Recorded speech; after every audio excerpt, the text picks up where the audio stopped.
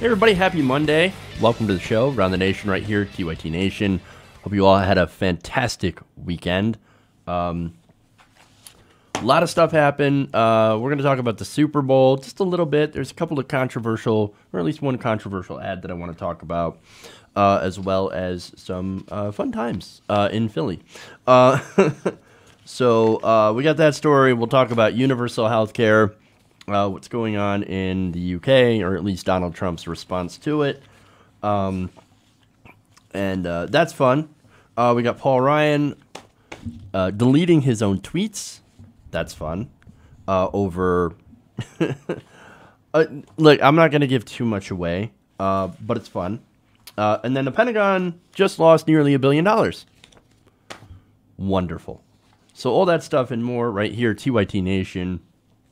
So before I get into the show proper, I want to make sure to let everybody know to please like and share. Sharing is, of course, caring. We want to get more and more people watching. So watching us on the live stream. So anyway,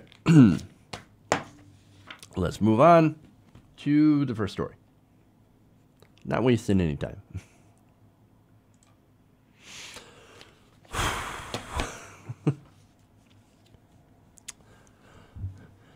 Now, if you were watching the Super Bowl, which I was not, I have to admit it, I actually kind of even forgot there was a Super Bowl. Not the biggest sports fan here. I actually watched Star Trek. But anyway, if you were watching the Super Bowl, you may have noticed a commercial that is getting a lot of heat online, stirred a little bit of controversy. Now, I'm not going to show you that commercial. Odds are, if you know what I'm talking about, you've already seen it. And if not, it's out there. You can go and watch it in all of its glory. But I will describe some of it. And then I'm going to break down the reason why it's causing some waves online. Now, according to the HuffPost, the minute-long ad features a clip of King's Drum Major Instinct as a sermon that was delivered about 50 years ago in 1968. Now, the audio apparently plays over shots of athletes training and soldiers and families and kids in the classroom. This is like a standard, ad. Now it says, if you want to be important, wonderful. If you want to be recognized, wonderful. If you want to be great, wonderful. But recognize that he who is the greatest among you shall be your servant. That's a new definition of greatness. So, okay. Now look, that's a recording of Dr. King. Now, just after the words, a new definition of greatness, you have this beautiful truck over here, right? That's riding through the mud, and it says, built to serve, Ram. Okay. Now, people were a little unhappy over this. In fact, I want to read a couple of tweets here. He says, this is author Michael Arsenault. Hopefully I got that name right. He said, so this means the King children allowed Dr. King's voice to be used to sell me a Dodge truck. Now, what's funny is that Bernice King, Martin Luther King's youngest daughter, replied to that tweet with one word, no. Now, writer and comedian Akilah Hughes tweeted, quote, black people can't kneel and play football, but MLK should be used to sell trucks during the Super Bowl. Unbelievable. Well, actually, incredibly believable because it actually happened. Now, actor John Cusack, I don't know how to say his name right. Cusack, whatever. Yeah, great guy, activist and all that. I just have difficulty saying his name correctly. So, hey, John, if you are watching, please instruct me the correct way to say your name. I would appreciate it. Now, he also tweeted, quote, MLK, who died striking with workers decrying militarism and imperial war makers, used to sell shiny trucks with marching soldiers. Corporate America, NBC, NFL should be ashamed. Well, I'll also add that, again, he's absolutely correct. Yes, they are using, and look, the NFL always uses militarism. It's one of the biggest, I guess, so-called patriotic games in America. Yes, it does use militarism to sell vehicles. And look, militarism is used to sell all sorts of things in America. That's just kind of right now what America is. Unfortunately, we are a military-obsessed society. So he's absolutely right on that. And of course, there are plenty of other reactions to this. A lot about how gross it is that MLK has basically been used as a tool of capitalism. Now, you want to know what Martin Luther King Jr. actually thought about capitalism? Got a few quotes here. He says, "I imagine," and this was a letter to Coretta Scott King back in 1952. He said, "I imagine you already know that I am much more socialistic in my economic theory than capitalistic. Capitalism started out with a noble and high motive, but like most human systems, it fell victim to the very thing it was revolting against. So today, capitalism has outlived its usefulness." So that's in 1952. And as the years go by, he actually gets more radical. In 1967, for example, in a speech to the Southern Christian Leadership Conference in Georgia, he said, "And one day we must ask the question, why are there 40 million poor people in America?" He's not just talking about African Americans, by the way. He's talking about everybody. Everyone who's in poverty, both white and black, Asian, all that stuff, right? Latino. Poverty is poverty, right? So he talks about these 40 million people who are in poverty. And he asks, and he says, when you begin to ask that question, you're raising questions about the economic system, about a broader distribution of wealth. He's talking about distribution of wealth. Conservative heads explode about this time. He said that when you ask that question, you begin to question the capitalistic economy. And I'm simply saying that more and more, we've got to begin to ask questions about the whole society. Now, in that same speech, he also addresses capitalism. He says, "Capitalism forgets that life is social, and the kingdom of brotherhood is found neither in the thesis of communism nor the antithesis of capitalism, but in a higher synthesis." So what does he mean? He's basically describing democratic socialism, where you take elements of, yes, a capitalist society and elements of a socialistic society, and you combine them together into a system that has both, that has strong safety nets, but also allows for private investment, but also allows for things like worker co-ops and unions, and labor unions, to be able to advocate on behalf of the worker. So, yes, he's talking about democratic socialism, right? Now, in case you weren't clear that that's what he was talking about, right? He says, call it democracy or call it democratic socialism, but there must be a better distribution of wealth within this country for all God's children. And this was in a speech to the Negro American Labor Council back in 1961. So, again, democratic socialism, that's what Bernie Sanders identifies as. Now, he would not be a right-winger, as a lot of Republicans love to claim. Martin Luther King Jr., he would have been a Republican. Are you out of your mind? Are you fucking mental? No, he wouldn't have been a Republican. He's saying right here, I'm a democratic socialist. I do not at all identify with the Republican, especially nowadays, Republicanism. Now, the only thing that maybe would be close is the fact that he would be a Christian leader. But again, there are Christian leaders on the left that are actually more like Jesus than Christian leaders on the right. These so-called people that are part of the moral majority, for example. And these are the people that are like, poverty, who cares? No, we got to fight against gay people's rights. And we also got to fight against abortion. Well, there you go. So that's what the right-wing Christians here in America believe. So this is a good example of left-wing Christianity, which, again, was not entirely perfect. I don't think that MLK was all that awesome on gay rights. So, but look, again, when you look at any figure through the historical lens, there are going to be things that, of course, are not so progressive. But on economic theory and on racial justice, MLK is your guy. Anyway, now, here's one more quote here. In a speech to a staff in 1966, he said that, quote, "We are saying something is wrong. With capitalism, there must be a better distribution of wealth, and maybe America must move towards a democratic socialism. So that's pretty clear, right? He is a democratic socialist. Now, Chrysler, not democratic socialist. Chrysler is a capitalistic country or company, in a very capitalistic country that just received gigantic tax cuts. Thanks to the Trump tax cuts, they're going to save billions of dollars, right? Now, that money doesn't trickle down to you. It goes right into the pockets of the shareholders. So the irony of Chrysler using quotes from MLK, who is a radical, a democratic socialist, all that stuff cannot be overstated. But it actually goes into the whitewashing of his legacy. They go through and they scrub all the radicalism away from Martin Luther King Jr., away from his legacy.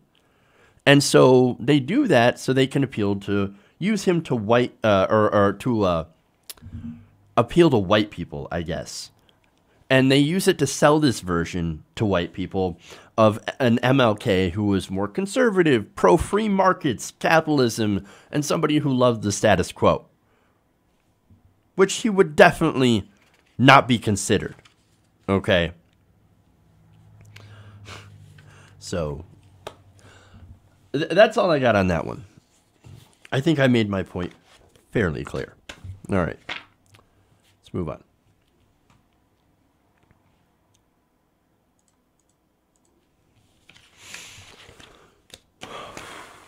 Okay.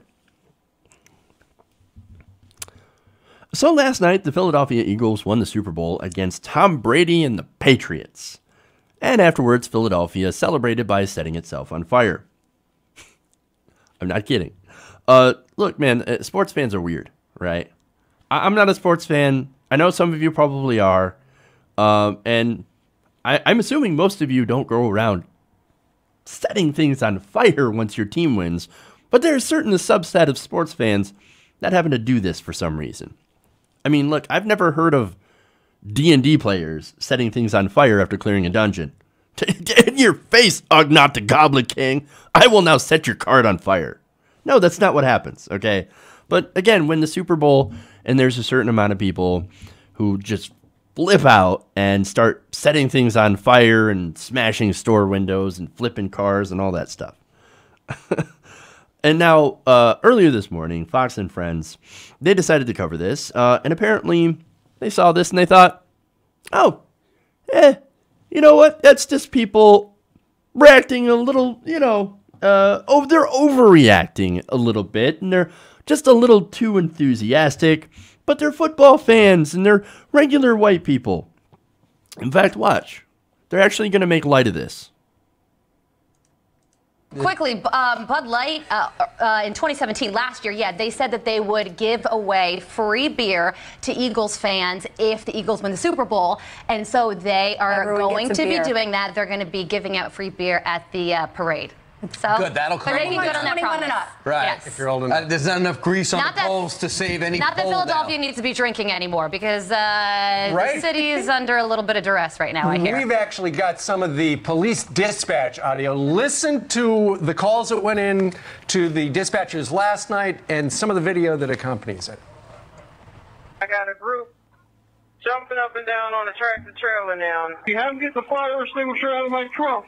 Well, my little Christmas tree on fire in the center of that Broad Street over here, just south of South Street. In front of the hotel, they flipped the car on the Bellevue. I got my team surrounding the car now. Yeah, this is nice celebration. This should be a time for the law enforcement to relax. Instead, they're having the busiest night of the year. Why do people get violent when good things happen? Like when their team wins? Their celebration went haywire. Yeah, clearly. So I don't know why that really well, they're all missing work today. They all have hangovers today, but they're all excited. And they all get a free everybody's beer. staying safe out there. So parade is tomorrow. They get the day off to recover. How many light poles went down? That's what I want to know. I heard about all of 6. them around City Hall. Oh, well, we know all the bulbs are out. All right. Brian said they were. You guys are shining bright enough for everybody. Thank you so much. Wow. All right, I don't know. Charlie. I'll leave you with that. Either do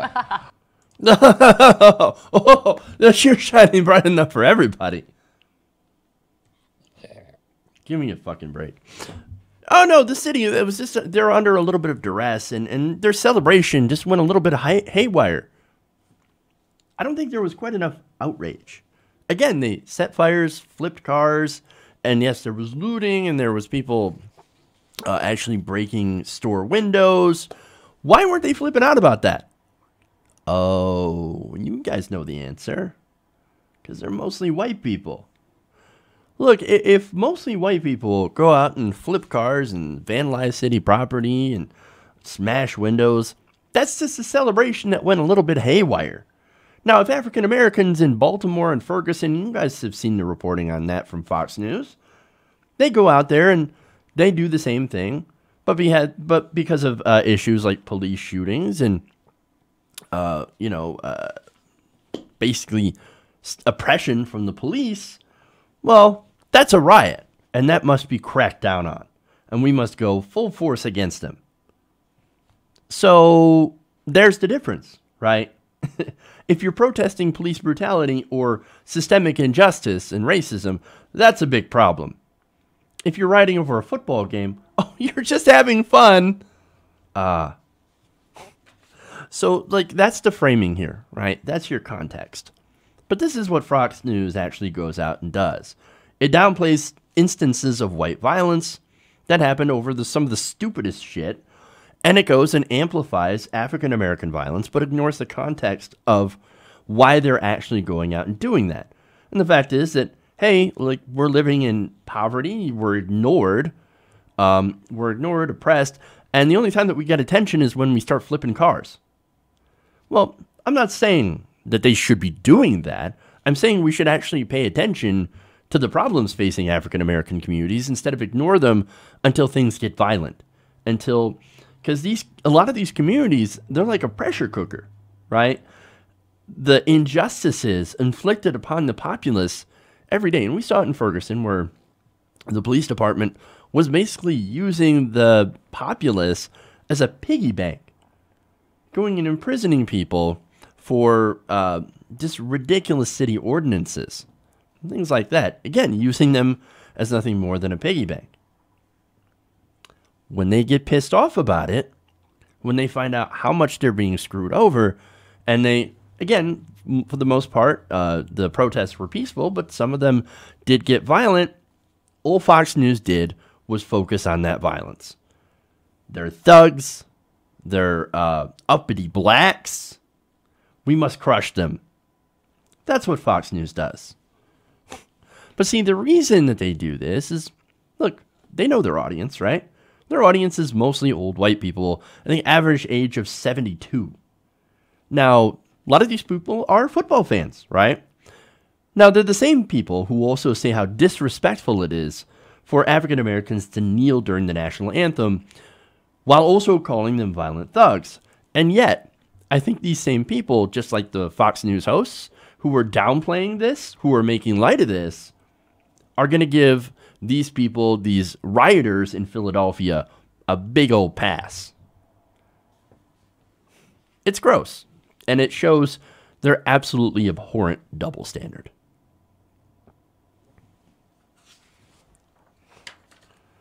Okay.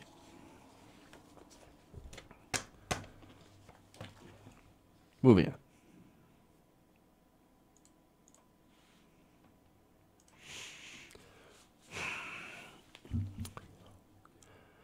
Well, look, President Trump's an idiot. He's not like a smart person, and he ends up getting a lot of his talking points from Fox and Friends. And I can't believe that's actually something that I have to report, but it's actually true. Let me give you an example. Earlier this morning, Fox and Friends had a segment where they talked to UKIP leader Nigel Farage. Now, it turns out over the weekend, the UK had a series of marches over the National Health Service. Now, that's, of course, their universal healthcare service, which, again, covers everybody in the UK, and I will add, at about half the cost that we do here in America. Now, according to reports, thousands of people marched in London over the weekend to protest health service budget cuts and restraints proposed by the Tories. Now, I want to show you a picture here of some of these protests. All right. So there's one of the pictures, right? NHS, more funding. You can see close the gap. Our NHS is here to stay. So look, that's what the protest looks like. And I wanted to give you that context because I'm about to give you a Donald Trump tweet. Now, following that segment on Fox News, Trump tweeted out, "The Democrats are pushing for universal health care, while thousands of people are marching in the UK because their U system is going broke and not working. Dems want to greatly raise taxes for really bad and non-personal medical care. No thanks." First off, that would be fantastic if the Democrats actually push for universal health care, which we know they are not, because a lot of Democrats put health insurance profits over regular people. I mean, Bernie Sanders, for example, has a health care plan out, and he does not have, like, there is no reason that every Democrat, or nearly every Democrat, hasn't signed on to it. It's because, again, the Democrats are unfortunately purchased by pharmaceutical companies who would be hurt by a single-payer system, and health insurance companies, which would also be hurt by a single-payer system. So, again, let me put it in terms I think my British audience would understand. Donald Trump is a goddamn twat waffle. He's a fucking cockwomble, right? He's an orange-faced shit gibbon. That is why. That is not why they are marching. They are not marching because they hate the UK system and want to switch to an American system. That is not why they are marching. No, they're marching to save it. The Tories have instituted massive cuts to the NHS. That is a huge, huge problem. And the Tories, of course, are the conservatives over in the UK. Now, here comes Jeremy Corbyn. Our man Jezza, man. He says, quote, in a tweet, "Wrong. People were marching because we love our NHS and hate what the Tories are doing to it. Healthcare is a human right." Boom. Look, if you ask a Brit, and I have, I know a few of them, and look, I know I have at least a decent amount of followers overseas. For example, got some viewers in the UK, got some great viewers in Australia. I love you guys. You're always telling me in the comments and stuff that our system of healthcare in America is barbaric. And that while no system is perfect, what you have is actually a hell of a lot better than what we have in the United States, and that you would not trade it for our system at all. And look, okay, what's interesting about this is since, okay, Trump gets set straight, of course. Now what's interesting is before Donald Trump started getting his talking points from Fox and Friends and Republican strategists, he was actually more in favor of a single-payer system. In fact, then President-elect Trump said in an interview early last year that his health care plan would include insurance for everybody. He said to the Washington Post, "We're going to have insurance for everybody. There was a philosophy in some circles that if you can't pay for it, you don't get it. That's not what's going to happen with us." Well, if you look at the GOP healthcare plan that failed spectacularly earlier this year, or I'm sorry, late last year, it didn't do that. It actually caused more people, millions more people, or would have caused millions more people to lose their insurance. That is definitely not universal. That is definitely not for everyone. So what he was saying sounded a lot like universal health care. Now, let me give you another example. In a press conference with the Australian Prime Minister, he had said, quote, "We have a failing healthcare. I shouldn't say this to our great gentleman and my friend from Australia because you have better healthcare than we do." You know what kind of healthcare Australia has? Universal healthcare. They even call it Medicare. Now, apparently it's funded partly by a 2% levy on all taxpayers. And some who are poorer can obviously try to reduce or get out of paying that tax. But they have everyone covered. And I hear it's actually pretty decent health care. And they even have some private insurance companies that fill the gap of what the government doesn't actually cover. In fact, most countries have a similar kind of system, with small differences, of course. Now, not only that, but if you're to believe the book, Fire and Fury by Michael Wolff, he had asked aides, quote, why can't Medicare simply cover everybody? Look, if that was a quote alone, maybe you could think, okay, well, like that book, it's kind of trashy. Don't necessarily believe anything in it. That's fair. But based on some of the stuff that he said before, I absolutely believe that this is 100% true, that he had asked this question. Look, the concept is so simple, even a moron like Donald Trump can get it. Universal health care, Medicare, expand it to everybody. If it's good enough for people over 65, why is it not good enough for everybody else? And yes, I do realize that Medicare does need to be expanded in what it actually covers.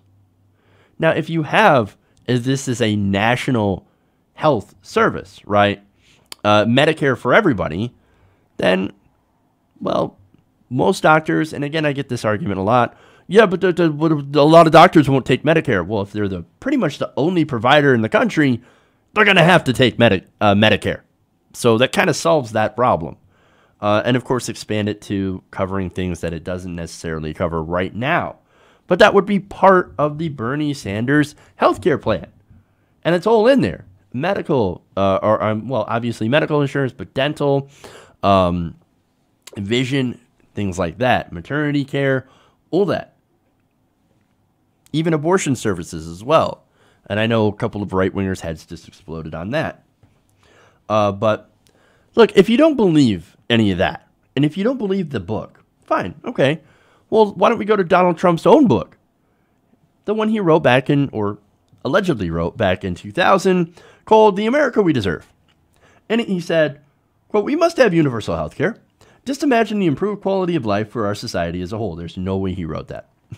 Adding, the Canadian-style single-payer system in which all payments for medical care are made to a single agency as opposed to the large number of HMOs and insurance companies with their diverse rules, claim forms, and deductibles helps Canadians live longer and healthier than Americans. Now, why would Donald Trump say that back when he was just a business owner? I thought Medicare for all would be terrible for a business owner. No, it turns out if you do a single-payer system, that actually helps employers. They actually save money because they would no longer be responsible for their employees' health care. Again, that saves them a lot of money and a lot of hassle as well. So if you were a business owner, if you're somebody within the private sector, and you don't have to cover healthcare anymore, that's fantastic. You're like, yes, that's great for business. That's great for us. So it would make sense that Donald Trump, as a businessman, would be in support of a single-payer system. Now, finally, he even held up the Scottish system when he was talking about, when he was in the campaign talking on Letterman. He said, a friend of mine was in Scotland recently. He got very, very sick. They took him by ambulance, and he was there for 4 days. He was really in trouble, and they released him, and they said, and he said, what do I pay? And they said, there's no charge. Not only that, kind of addressing the argument against single payer. Well, I mean, you know, you're going to have crappy doctors, government doctors, right? He said, quote, it was like great doctors, great care. I mean, we could have a great system in this country. We could. Gee, I wonder why you're not in support of Bernie Sanders' Medicare for all. Look, this proves two things, right? That Trump, I think deep down, actually thinks that, or knows, maybe on an instinctual level, that single payer is just better. And that, two, he would lie about it because, again, Fox and Friends and all of his Republican advisors actually tell him to do so. Look, if you're wondering who actually runs the White House, it's not Donald Trump. It's not, I was going to say Steve Bannon, but he's gone. It's not John Kelly. It's not any of his advisors. No. It's Fox and Friends. And that should worry everyone. Okay. So I'm going to take a quick break here. Couple minutes. We'll be back. We got plenty more show for you guys today coming up. Paul Ryan's deleted tweet. What was it about? We will reveal it right after this break. Stay right here. Round the Nation.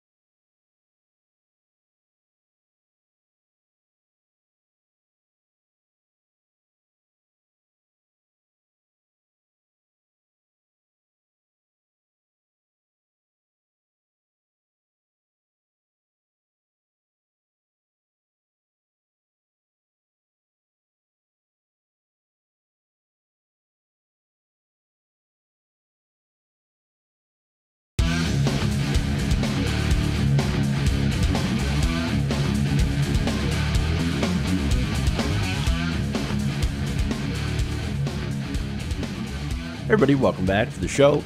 Around the Nation right here, TYT Nation. Jeff Waldorf here with you. Before I get back to the show, I want to remind everybody, please give us a like and a share, whether you're on YouTube or Facebook. Helps us out immensely. And if you haven't already, please subscribe to the channel or like our Facebook page. All right.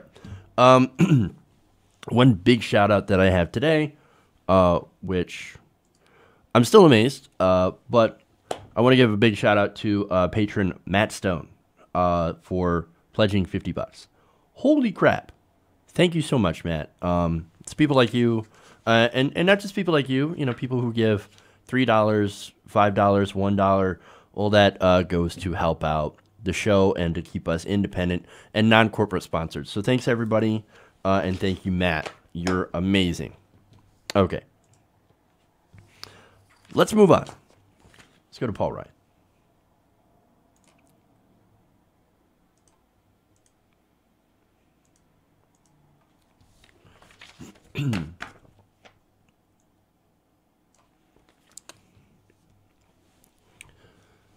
So now the Republicans are in a bit of a media blitz to try to tout the tax cuts for the rich that passed late last year.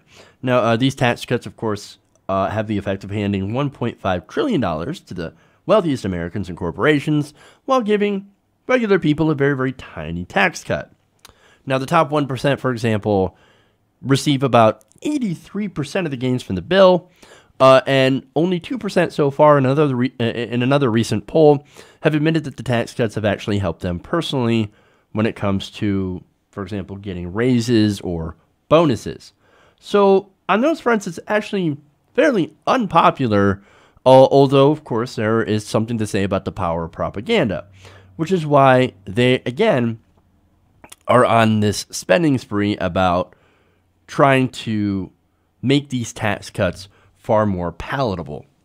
Now, to show you one of those attempts and how incredibly tone deaf it is, I'm going to go to Paul Ryan. Now, he tweeted out a story from the Associated Press about how some Americans are now bringing home a little bit extra into their paychecks due to these gigantic tax cuts. Now, Ryan's tweet, which has been deleted, praised a public high school secretary, Julia Ketchum, in Lancaster, Pennsylvania, who told the AP that she had received, and get this, you might want to sit down for these levels of savings, $1.50 a week pay raise. That is an extra $78 a year, which came as a surprise. Quote, a secretary at a public high school in Lancaster, Pennsylvania, said she was pleasantly surprised her pay went up to $1.50 a week. She said that will more than cover her Costco membership for the year. In fact, I want to show you that tweet again, since you'll not be able to find it because it was deleted.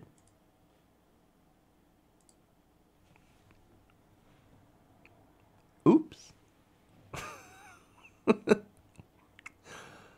$78 a year. Boy, you are just really racking up them savings, man. Now, let me give you some information here from the U.S. World News and World Report's Best Place rankings about Lancaster, right? Now, the average annual salary there is about $42,150.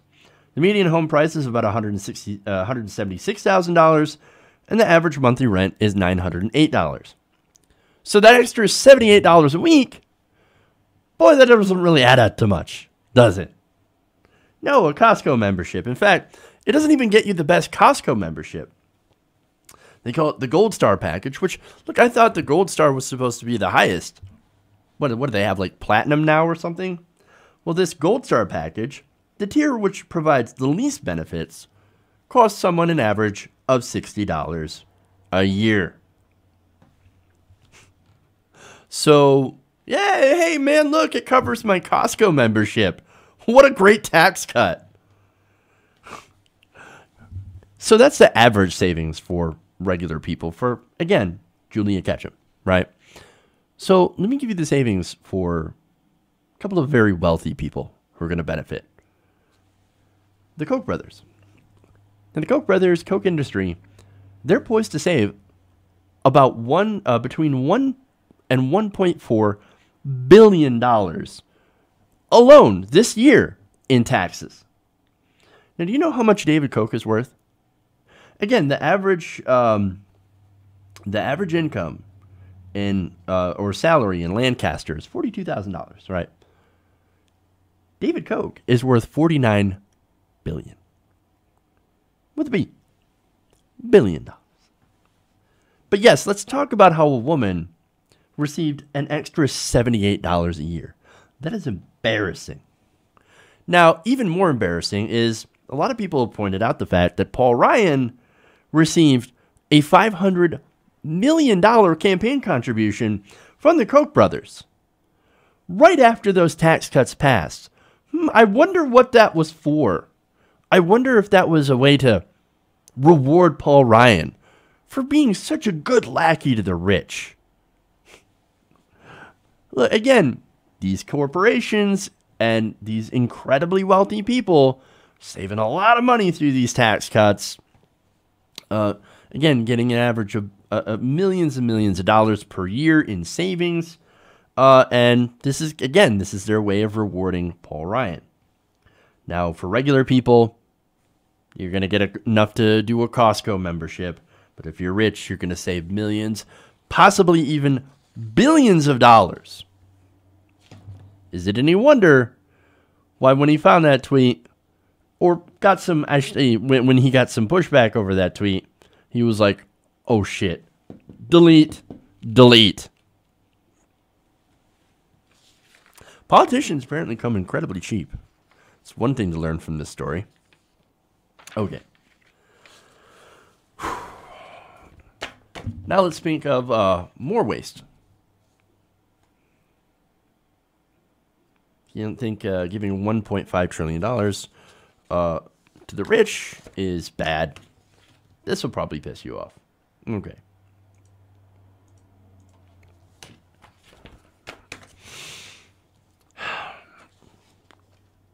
Get all this stuff here. Now, there's a new report out there showing the lack of oversight of the spending going on inside of the Pentagon. Now, Politico has obtained an internal audit of the Pentagon that reveals that the agency is not even able to account for the hundreds of millions of dollars in spending So again, this is just hundreds of millions of dollars. We actually give them 600 or over $700 billion in funding every year. So this is just one piece of that. And by the way, as I go into the story, they keep mentioning over and over how an actual audit of the Pentagon is impossible because of how messed up it actually is. Now, anyway, per the story, Ernst & Young had found the Defense Logistics Agency failed to properly document more than $800 million in construction projects. Just one of a series of examples where it lacks a paper trail for millions of dollars in property and equipment. Now, the Defense Logistics Agency was basically described in this article as the Walmart of the Pentagon. So basically, it goes and gathers everything, all the supplies and things that they actually need. The problem with the agency is that it has no idea what it's doing, it doesn't document anything, and it has no paper trail, meaning that money could be anywhere, and we don't know about it. That's why they say the audit would be technically impossible. Now, they also said that across the board, its financial management is so weak that its leaders and oversight bodies have no reliable way to track the huge sums it's responsible for. The firm warned in its initial audit of the massive Pentagon purchasing agent.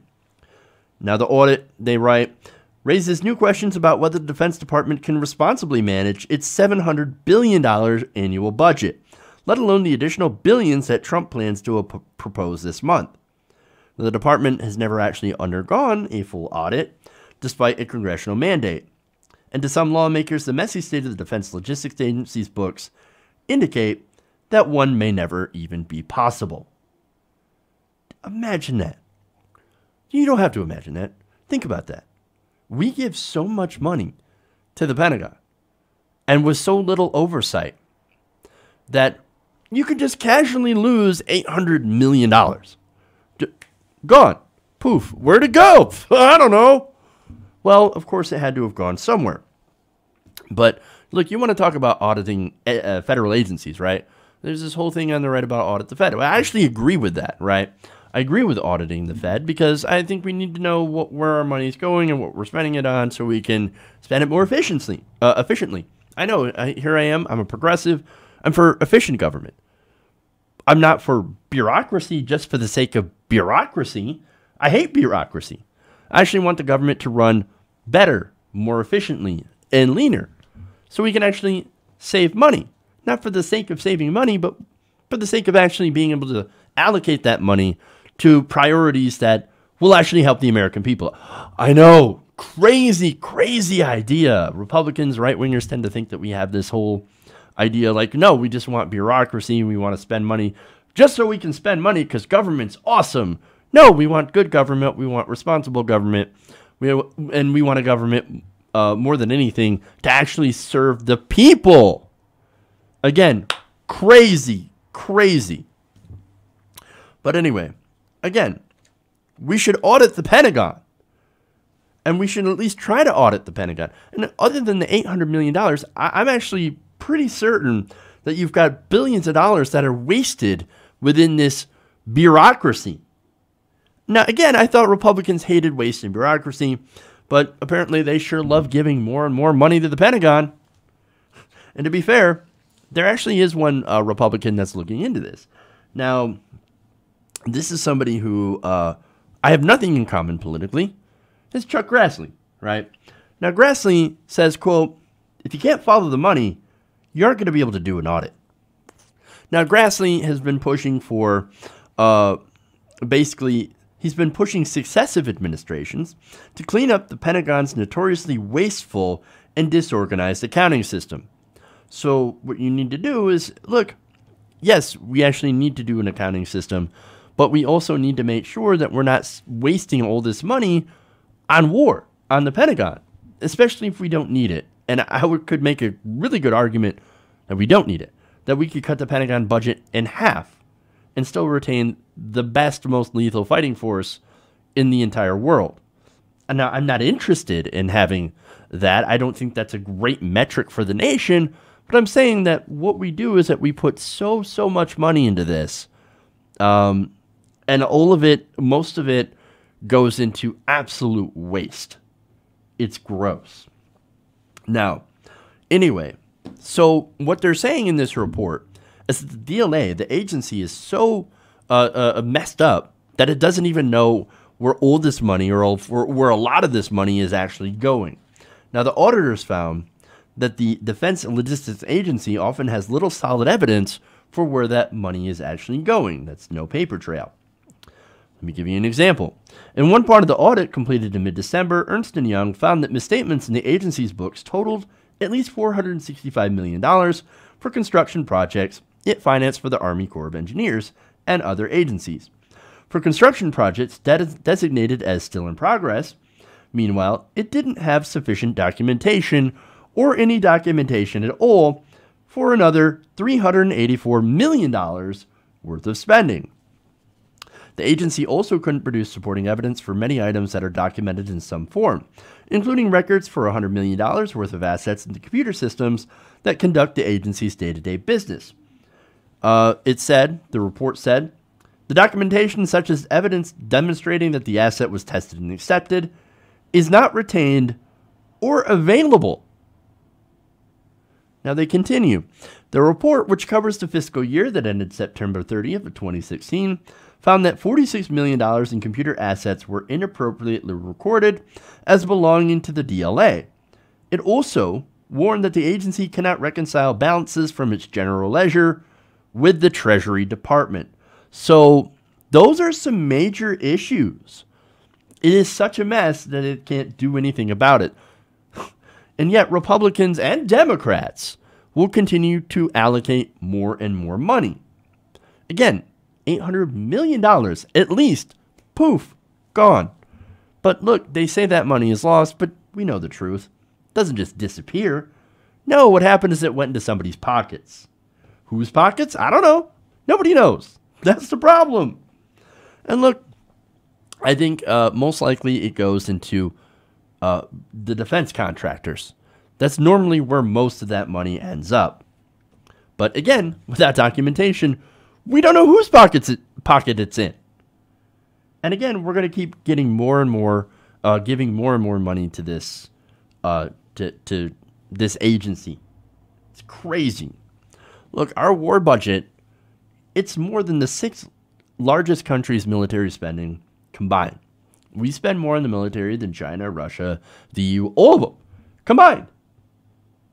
So, look, we spend more, and our politicians continue to vote to increase it. Why?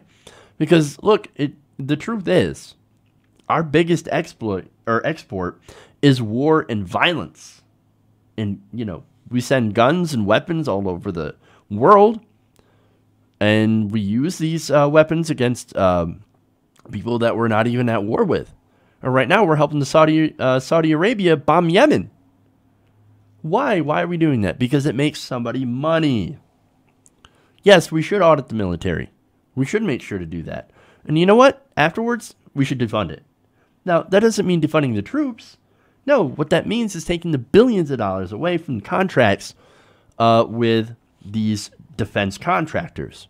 And then shift that money into actually taking care of our veterans and also ensuring that we don't make more veterans by ending all of these wars. Bringing all of our troops home. That's the best way to take care of the troops, is not send them into war in the first place. And if we do have to, then taking care of them when they come home. Not only that, but look, we can shift some of that money that we'll save from cutting the military budget, put it into veterans care, put it into the VA system, hell, put it into universal health care, free college education, and things that actually benefit Americans, not wars for profit. You know, a lot of people join the military not necessarily because they want to serve and they believe in patriotism, want to put their lives on the line. I'm sure that's a part of it for most people or some people. No, for a lot of people, it's the GI Bill. I can actually get my college paid for, and I can get trained, and I can come back, and I can actually get a job. Well, unfortunately, that shouldn't be the only way that you should be able to get a college education. No, we should have universal college that doesn't require you to have to go and kill people overseas. And that, again, that's just an example of what we could do with some of the money that they likely waste anyway or lose. It's disgusting, and what we need to do is we really need to, instead of adding to the military budget, as again, some of these corporate Democrats and Republicans, we should be taking away from the military budget, streamlining it, making it more efficient, and for God's sakes, let's stop bombing people overseas that we don't need to. Okay.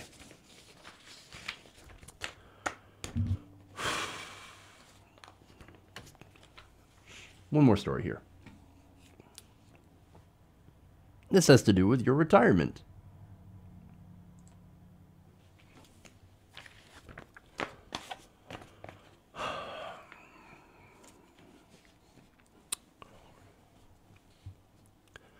So one of Ivanka Trump's stated goals was to get some sort of family leave. Apparently, she found that policy to be very, well, popular. And it is. And so this is something that she found to be very important. Now, speaking of the popularity, in a 2016 Fortune Morning Consult poll, 83% of Democrats and 71% of Republicans are in favor. And again, this was one of her priorities.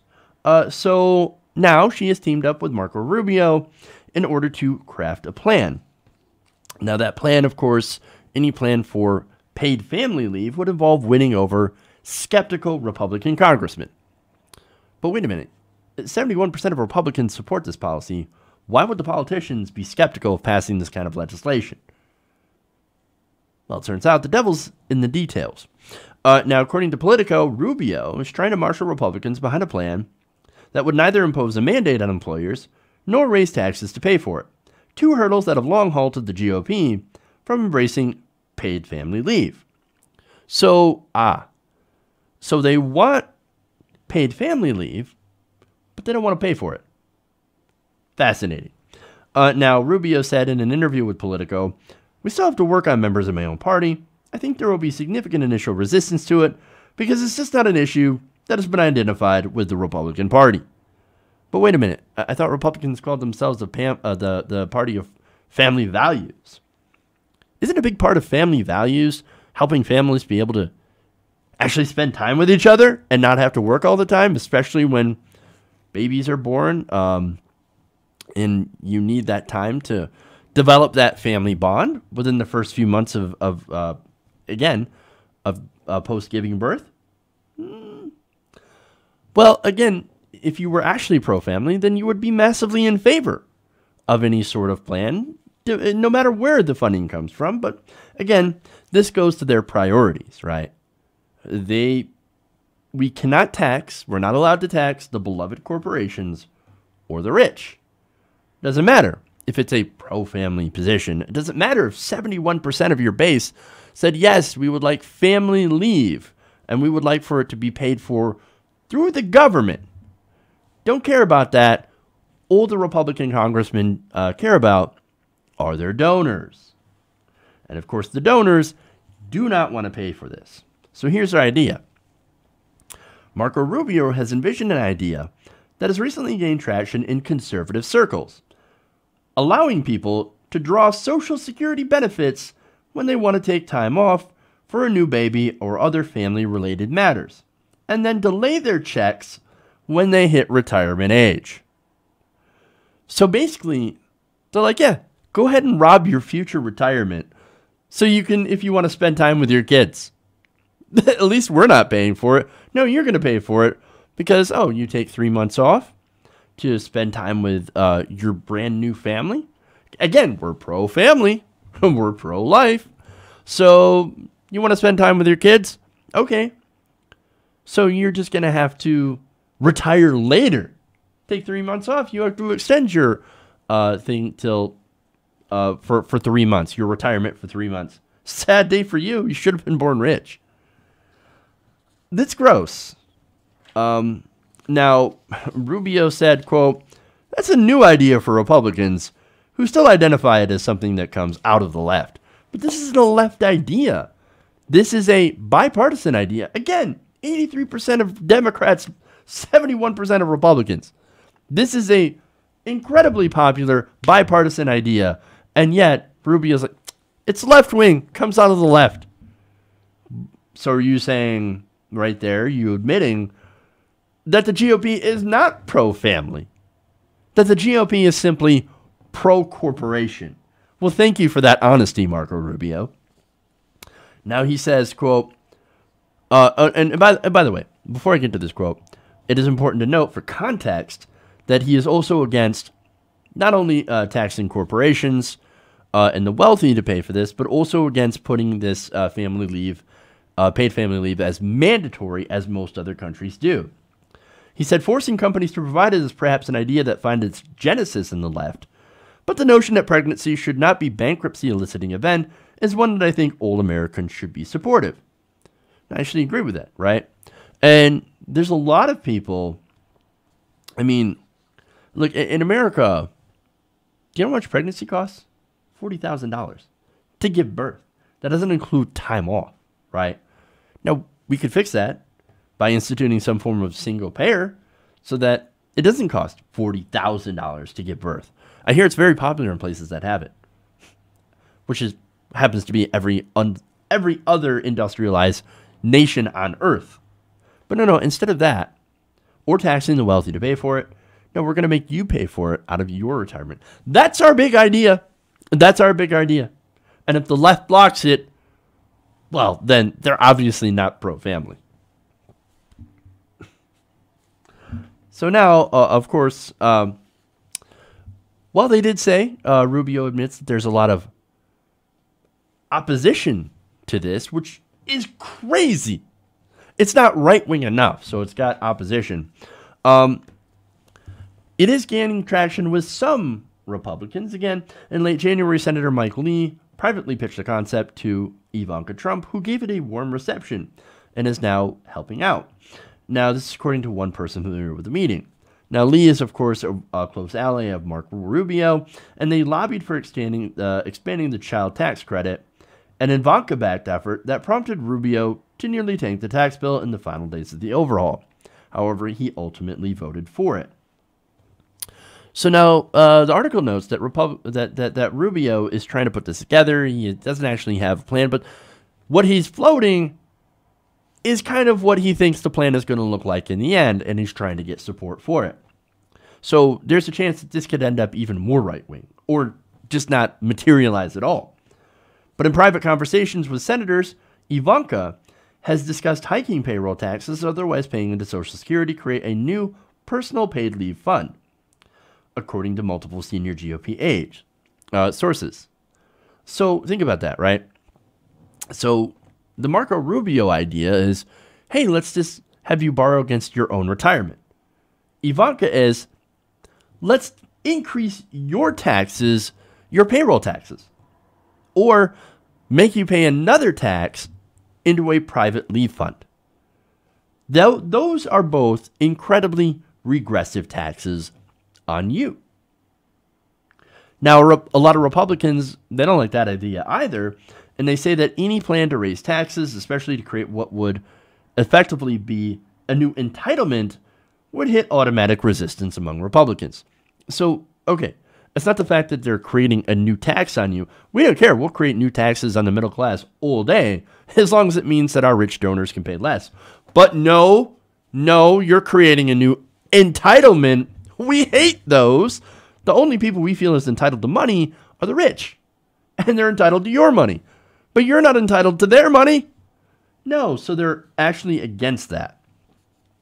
Now, Rubio argues, and this is fun, he says that this plan would benefit those with lower incomes, since they're less likely to work for companies that proactively offer paid leave. But again, those people are more than likely to not have a retirement account set up. They wouldn't have a 401k to live off of. So the end result of this is that, yes, they could borrow more time earlier in their life, and then later on, they would have to retire a lot later. Now, people who work, who earn lower incomes often work the more demanding jobs.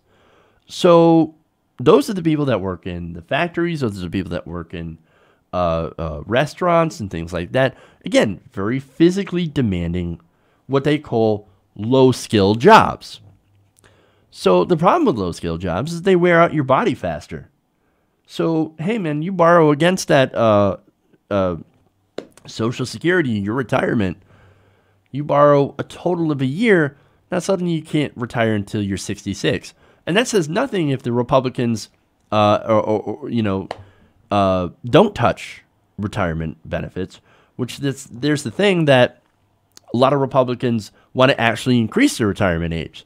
So if they increase the entire retirement age to 70 and you borrow a year's time if this goes through, well, now you're not going to be able to retire until you're 71. It's likely that working those jobs will wear out your body far before then. Then what are you going to do?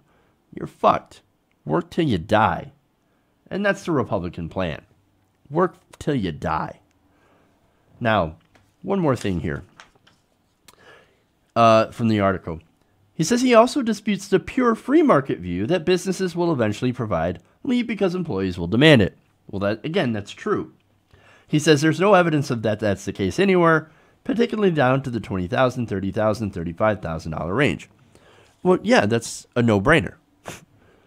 Yeah, of course, these companies will not offer paid leave. That's kind of why we need a mandate, like every other industrialized nation that actually has a mandate and says that, yes, all companies must provide X amount of paid leave. And the argument from conservative Republicans is like, no, the free market will decide. And here's Marco Rubio saying, no, it won't. We have no evidence of that. Nonetheless, I'm still opposing a mandate. Because even though I know the truth, my donors say that we don't want that. We don't want your government mandates. We want to be able to still screw over our employees to make an extra buck. Well, yep. So I guess so far, the plan is either end up paying a higher tax, a more regressive tax, or have to rob from your retirement if you want to spend time with your kids. That's the American way, apparently, when it comes to family leave. It's a good example of the Republican Party in action, Republican governance in action, taking a provision that would actually be incredibly popular and enacting it or trying to enact it in a way that will screw people over in the long run, all while protecting the rich and corporations, who, by the way, just got handed a $1.5 trillion giveaway, in which 83% of that benefits those people. Goes right into their pockets.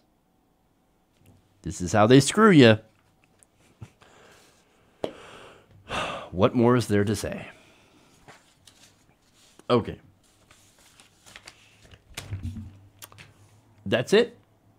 That's all I got for you guys today. Thank you for going around the nation with me today. If you haven't already, please give us a like and subscribe to the channel. If you're watching on Facebook, please give us a like there as well. Like our page. We'll have videos up 5 days a week. All right, everybody. Thank you, guys. Thank you for tuning in. Thanks to the patrons. Thanks to everybody who's watching. Love you guys. And remember, change begins with you. Good night, TYT Nation. We'll see you all tomorrow.